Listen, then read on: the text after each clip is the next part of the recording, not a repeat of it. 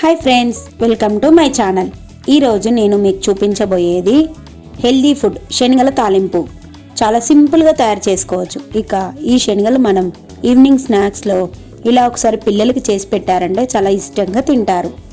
మీరు అప్పటికప్పుడే శనగలని తాలింపు పెట్టుకోవాలనుకుంటే కుక్కర్లో వేసుకొని 2-3 విజిల్స్ వచ్చే వరకు ఉడికించుకొని తాలింపు పెట్టుకోండి.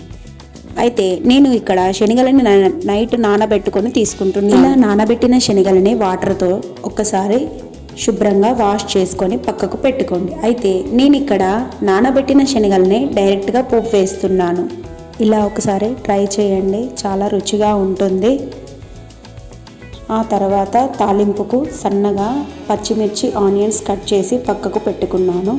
ఇప్పుడు స్టవ్ ఆన్ చేసి కడాయి పెట్టుకొని కడాయిలో 2-3 టేబుల్ స్పూన్ ఆయిల్ వేసి ఆయిల్ హీట్ అయ్యాక 1/2 టీ స్పూన్ జీలకర్ర ఇంకా పచ్చిమిర్చి వేసి వేగాక ఇందులోనే ఆనియన్స్ వేసి ఇవి లైట్గా వేగనివ్వండి. ఇందులోనే 1 టీ స్పూన్ దాకా సాల్ట్ వేసి 2-3 వెల్లుల్లి రెబ్బలు కచ్చా పచ్చాగా దంచి వేసుకోండి.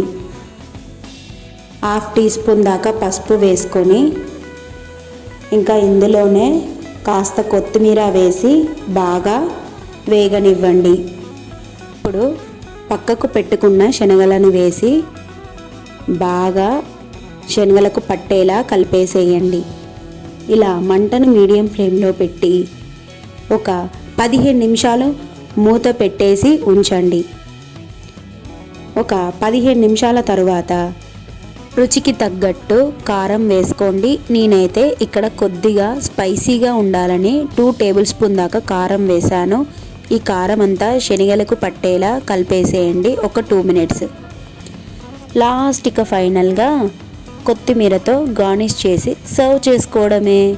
చాలా టేస్టీగా ఉంటుంది. ఒక్కసారి నేను చేసే విధంగా ట్రై చేసి చూడండి. ఈ వీడియో మీకు నచ్చిందనే అనుకుంటున్నాను. మళ్ళీ మరొక వీడియోతో మీ ముందుకు వస్తాను. అయ్య బాబోయ్, ఇదెలా మర్చిపోయాను. వీడియో చూసే వాళ్ళందరూ మన ఛానల్ని ప్లీజ్ సబ్స్క్రైబ్ చేసుకోండి, లైక్ చేసి మీ ఫ్రెండ్స్ అండ్ ఫ్యామిలీ మెంబర్స్కి షేర్ చేయండి. Thank you friends, bye.